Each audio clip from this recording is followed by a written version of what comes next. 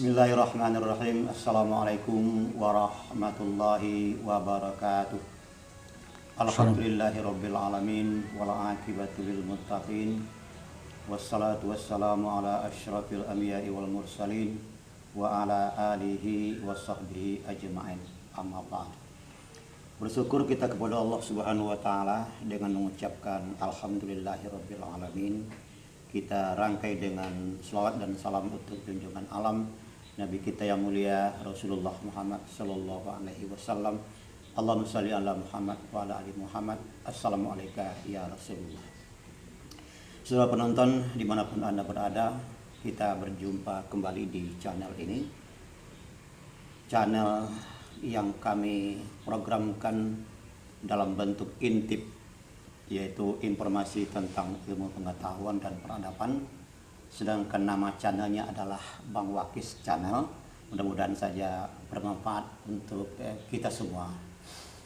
Pagi ini kami berada di kawasan kantor pengadilan agama Kota Pekanbaru, lebih tepatnya di seputar Jalan Kesadaran. IPHI Center. Ya. Di IPHI Center. Iya, IPHI Center. Dan disinilah markasnya Ikatan Persaudaraan Haji Indonesia Provinsi Riau.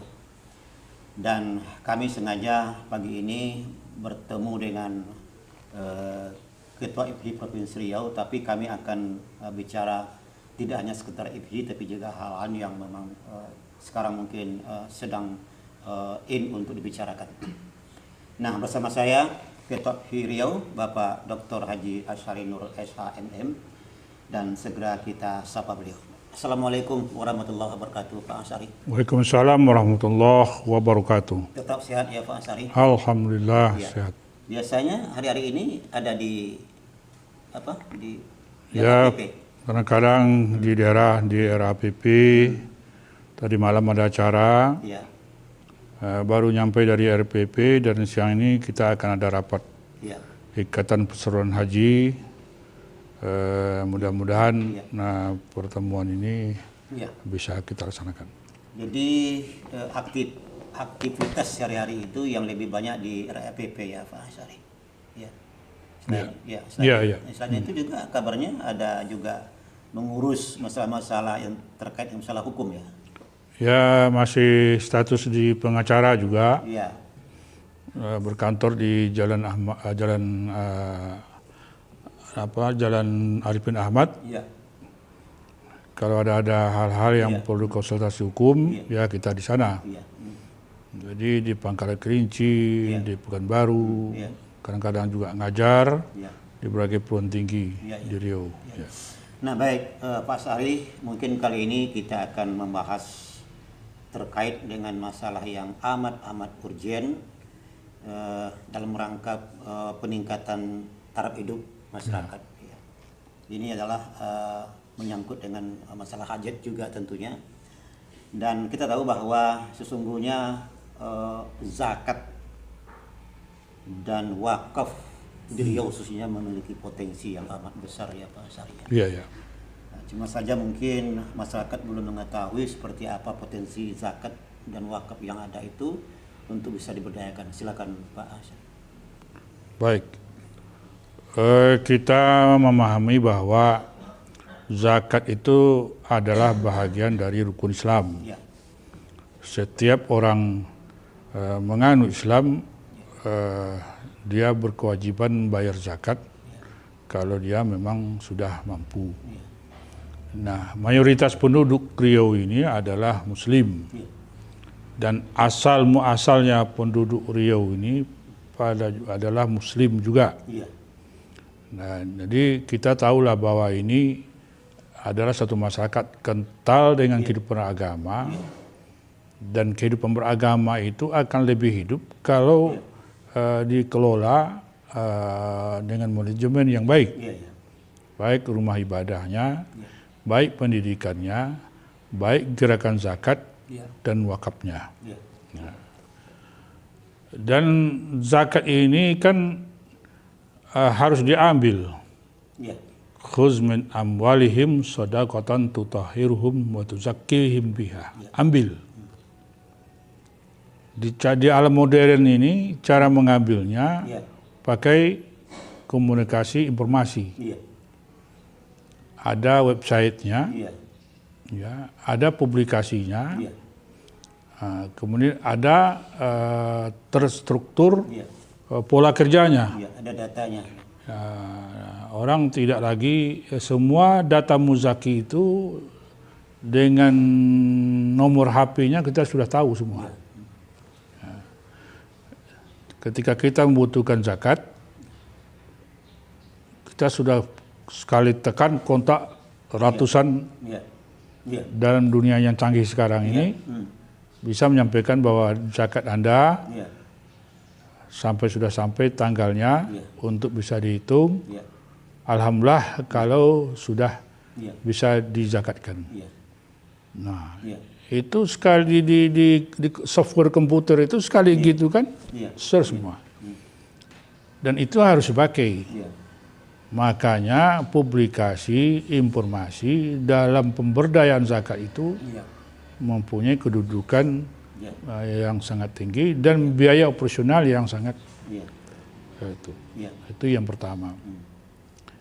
Kita sudah sampai pada masa itu, orang tidak lagi membayar zakatnya berhadap-hadapan, bersalam-salaman, tongkat kepala, begitu, tidak. Iya. Iya. Tapi orang cukup membayar zakatnya melalui ATM, Iya.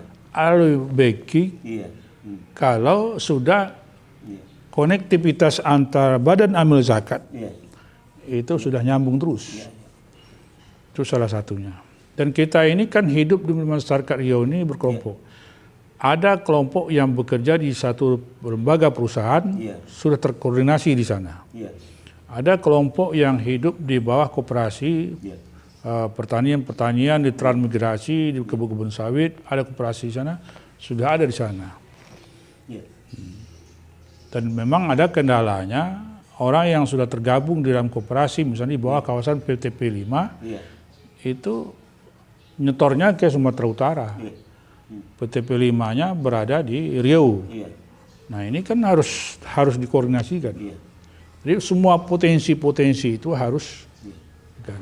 Dan apalagi Pak Gubernur Iya. ya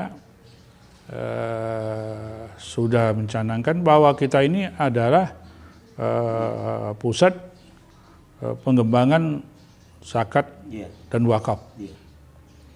Nah, sebagai pusat pengembangan itu harus kita wujudkan. Iya. Satu contoh, persoalan kehidupan beragama dan kemiskinan apa yang jadi masalah Salan Riau? Iya. Contoh, saya pergi ke kampung-kampung. Ya, banyak masjid, banyak musola yang tidak terdengar azannya siang hari.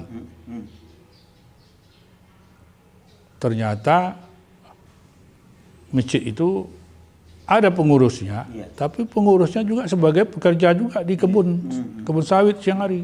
Sehingga zuhur, asar tak terdengar azan. Seharusnya mereka punya pegawai khusus sendiri yang ditugaskan situ. Apa sebab? Karena tidak ada. Karena memang kemampuan memanage lembaga masjid mungkin menjadi tanggung jawab Dewan Masjid. Yang kedua memang ketiadaan biaya. Nah, jadi persoalan keagamaan yang paling mendasar itu di dalam adalah persoalan fisabilillah. Tidak ada orang yang bisa bertugas jadi garimnya, dan tidak ada yang bertugas tetap menjadi imamnya karena tidak gaji. Sehingga kehidupan beragama itu tidak hidup. Orang tidak berjamaah ke masjid. Kenapa? Tak terdengar suara azan, tak terdengar mengaji masjid. Nah, ini adalah persoalan yang harus dituntaskan oleh Badan Amil Zakat. Bagaimana menghidupkan agama itu dengan mendongkrak kekuatan fisabilillah. Imam setiap rumah ibadah di desa-desa itu dibiayai dengan dana zakat dalam bagian fisabilillah. Termasuk petugas-petugas sosial keagamaan yang bekerjaannya hanya memandikan jenazah, mendoa di kampung-kampung itu, mereka tidak punya tetap. Mereka itu harus ditunjang juga dengan dana zakat.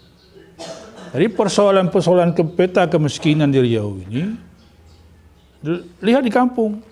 Berarti kelompok fisabilillah yang harus guru mengajinya, imamnya, itu yang harus tuntaskan. Cara menuntasnya kayak apa?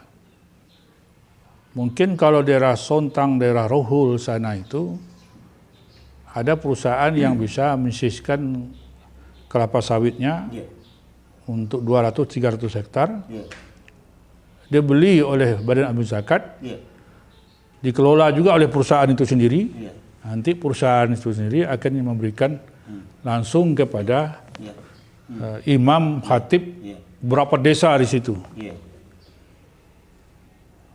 Tentu tanah itu adalah tanah sudah milik Basnas yang terus-menerus akan bekerjasama dengan perusahaan yang mengelola kebun itu. Jadi sekarang Pak Haji sudah berapa daerah yang bisa membuat seperti itu? Belum ada. Belum ada. Kita sudah berkali-kali menyampaikan program, belum ada. Yang ada itu membangun pondok pesantren di mana-mana itu. Membangun pondok pesantren itu bukan menyelesaikan persoalan ekonomi masyarakat. Orang bersekolah di situ juga harus kena dibayar. Orang yang bersekolah guru ngaji guru itu harus dibayar. Nah, persoalannya sekarang adalah kehidupan beragama di daerah itu. Nah, kadang-kadang ada beasiswa ke Mesir. Tidak mendesak sekarang ke Mesir itu. Orang sudah banyak tamat Mesir itu. Kalau zaman dulu ya lah satu-satu cuma yang bisa ke Mesir. Sekarang udah banyak udah ke Mesir. Jadi membeasiswakan orang ke Mesir itu tidak pas itu sekarang. Karena orang sudah banyak. Alumni sudah banyak. Mengabdi tengah masyarakat sudah banyak. Tetapi menghidupkan suasana keagamaan hari ini oleh fisabilillah itu sangat penting. Guru ngaji, imam khatib di desa, petugas agama desa, itu harus berikan bantuan melalui usaha kerjasama Basnas dengan pihak perkebunan di situ. Itu yang pertama. Yang kedua, di pondok-pondok pesantren yang paling mendesak itu adalah harus ada guru-guru tahfiz. Kebetulan kalau dia memang orangnya kurang mampu, guru yang tahfiz itu dibantu dengan apa? Di mana-mana pondok supaya banyak berkembang tahfiz. Guru-guru yang mempelajari hadis-hadis untuk apa itu yang karena jarang orang yang mau melimpahkan dirinya untuk guru tahfiz, untuk guru hadis-hadis. Itu. Jadi sejalan nanti program ini, program dengan MTQ, LPTQ, bahwa Basnas menggerakkan potensi potensi tahfiz dan potensi baca kitab hadis melalui bantuan kelompok fisabilillah. Jadi persoalan-persoalan yang harus dituntaskan itu adalah kemiskinan masyarakat yang menggerakkan potensi keagamaan. Potensi keagamaan ini digerakkan oleh kelompok fisabilillah. Itu yang pertama. Yang kedua, yang namanya bantuan pemberdayaan ekonomi itu tidak musim sekarang orang per orang. Harus per kelompok. Ada umpamanya 20 hektar menjadi padang gembala, di situ buatkan industri ternak. Mungkin 60 orang anggotanya dari 20 hektar itu. Masukkan bibit sapi sebanyak-banyaknya. Dipagar bagus, disiapkan dengan pakan-pakan yang bagus. jadikan dia sebagai sentral. Dan di situ orang miskin berkelompok di situ. Iya. Nanti kalau 60 orang dia, berarti dia tidak sibuk mengurus apa itu. Kalau bergantikan dia mungkin dalam sebulan, dalam 2 bulan sekali cuma dia dapat. Iya. 30 orang. Tapi kalau dibantukan sapi 5 ekor untuk satu keluarga, mungkin tidak berhenti dari pagi sampai sore, tiap hari itu juga diurusnya. Tidak ada kerja lain. Tapi kalau dia dalam berkelompok, itu. Jadi tidak ada musim sekarang ini. Maka justru kalau ada penelitian-penelitian dari mana-mana, mana kemajuan zakat ini. Mana kemajuan zakat ini dapat betul. Sampai sekarang sejak tahun 99 di mana saya dulu pertama kali membuat berbagai 5 kebijakan pemerintah daerah, tidak ada bukti sampai sekarang mana orang yang sejahtera oleh zakat itu. Karena kita tidak membuat industri zakat itu. Termasuk juga wakaf. Wakaf ini harus digerakkan oleh pemerintah daerah. Tahun 1 Muharram ini kita gerakkan semua potensi umat Islam, dari pendidik Islam, dari pesantren berwakaf, dari masjid-masjid berwakaf. Kita ingin membangun pasar wakaf umpamanya. Untuk tahap pertama di Kota Pekanbaru, tahap kedua di Kota Dumai, tahap ketiga ada pasar wakaf. Pasar wakaf ini dimanfaatkan oleh lembaga-lembaga organisasi Islam. Pasar wakaf yang modern. Sederhana tapi modern. Terorganisasi. Ada dari parkirnya dapat, dari makannya dapat, dari penjualannya dapat, segala macamnya. Dan pasar-pasar wakaf ini yang terkoneksi besok dengan bank syariah. Ya. Jadi semua ini terkoneksi nanti dengan bank syariah. Jadi artinya Pak Syari dibuat semacam pasar, menjual berbagai produk, tidak kelihatan bahwa kita minta uang dengan mereka ya, tetapi hasil belanja mereka masuk ke kasnya. Masuknya ke kas wakaf. Kas wakaf ya. Nah, tiap hari. Iya. Umpamanya kalau di wakaf itu masuk, di pasar wakaf itu masuk 100 hari misalnya 10 juta satu hari. Berarti kita sudah bisa berinvestasi dengan bank syariah, ya, untuk sekian puluh tahun untuk memproduksi apa umpamanya. Jadi terkoneksi begitu. Jadi tidak bisa lagi sekarang mengelola badan al zakat itu, wakaf itu secara tradisional itu tidak musim sekarang, tidak musim. Harus ekspansinya kuat. Jadi kita jangan hanya menguraikan ayat demi ayat. Sekarang implementasi gerakan itu kayak apa? Karena sampai sekarang belum ada lagi kita bisa membuktikan mana orang yang sudah bisa kita sejahterakan dengan zakat. Kalau sekolah kita bangun, mana yang orang pray bersekolah itu? Di mana gurunya sudah dia, guru itu pun tidak selamanya dikasih duit.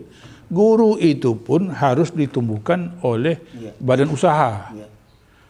Umpamanya ada wakaf, lahan wakaf produktif sawit misalnya 500 hektar. Nah 500 hektar wakaf inilah yang membiayai sekolah yang dibangun oleh badan usaha. Dan tidak boleh orang di situ membayar. Itu baru bisa membangun sekolah. Tapi kalau sekedar membangun sekolah besok orang juga dipungut biaya, mana lagi untuk miskin? Sebab memang tidak ada untuk dalam kelompok asnaf itu tidak ada membangun sekolah. Jadi tadi disinggung juga masalah wakaf itu. Itu masing-masing itu ada undang-undang ya, ada undang-undang tentang pemberdayaan zakat dan juga undang-undang BWI ya, Badan Wakaf Indonesia. Itu apa perbedaan antara wakaf dengan zakat itu, baik dalam sistem maupun dalam penggunaan dananya, Pak Syari? Kalau zakat ini terpaku dengan 8 asnaf. 8 asnaf ya. Kalau wakaf tidak terpaku. Kita bisa berwakaf membangun pasar, Iya. pasar wakaf, Iya. di mana nanti orang bisa Iya. mendapatkan uang wakaf terus. Iya. Mungkin orang yang berjualan di situ, Iya. orang duafa, Iya. dibebaskan dia dari pajak apa semacamnya, Iya. tetapi dia bisa berwakaf setiap harinya dari penjualan-penjualan dia. Iya. Iya. Itu artinya. Jadi sejumlah orang berwakaf bisa itu. Kemungkinan juga Iya. yang berusaha di situ adalah juga kelompok fisabilillah. Iya. Umpamanya ustaz-ustaz, Iya. ya, ustaz-ustaz di situ. Jadi Pekanbaru ini mungkin ada pasar wakaf 2, Iya. ya. Di Dumai ada 1, Iya. di Duri ada 1. Nah, kalau kita sudah punya sampai 10 tembilahan 1, rengat 1, itu kita bisa membeli produk yang lebih murah, Iya. sepermi umpamanya. Iya. Kita dengan 12 Iya. pasar wakaf itu, Iya. ya, memerlukan umpamanya 1.000.000 sepermi. Iya. Kita beli 1.000.000 itu berapa Iya. Iya. ke bawahnya? Iya. Kekurangan apa itu? Artinya harga itu akan harga jauh di bawah. di Harga bawah. belinya seperti Harga beli kita itu. Itu juga lah yang diterapkan oleh Indomaret Alfamart. Iya. Iya. Iya. Mereka sudah membeli produksi perusahaan itu sampai 4 tahun, 5 tahun. Iya. Iya. Mereka borong, Iya. bayar terus. Iya. Kita pun sanggup begitu. Iya. Pasar wakaf yang kita buatkan, sekarang tengoklah, Bana Wakaf ada apa yang sudah dibuat? Iya. Padahal gerakan Maulid Nabi, gerakan wakaf. Tahun Baru Islam, gerakan wakaf seluruh Riau, umat Islam. Harus berani begitu. Iya. Dan wakaf ini kalau jelas hari ini kita akan membangun pasar wakaf. Iya. Siapa yang akan membangun? Banyak tuh yang nyumbang. Jadi artinya bersifat mobile bisa ya. Iya. Tidak perlu membuat pasar khusus, tapi setiap ada momen Iya. tampil di sana para pebisnis, para pengusaha untuk menjual apapun yang dibutuhkan oleh masyarakat ya, seperti itu ya, Bro. Ya, jadi dan pasar wakaf ini tentu nanti akan diurus oleh Badan Najir. Iya. Apa hasilnya nanti untuk kehidupan beragama sekitarnya? Iya. Ya, apakah akan mensejahterakan sosial kehidupan beragama sekitarnya? Iya. Itu Nazir lagi nanti yang berperan. Kenapa? Karena kita juga karena ada bank syariah, Iya. dengan penghasilan kita yang banyak bekerja itu, Iya. maka saatnya kita berhubungan pula dengan bank syariah. Iya. Mungkin kita juga ingin merebut puluhan ribu Iya. lahan untuk kembali kepada masyarakat Iya. yang selama ini harusnya sudah kembali, Iya. Betul. ya. Dan dengan itu kita olah balik, Iya. dikembalikan kepada masyarakat setempat. Nah, jadi bertali terus itu. Sebab kita ini penduduk kita semakin banyak. Iya. Sementara lahan yang sudah dapat izin itu tidak pernah juga berkurang-kurang dia.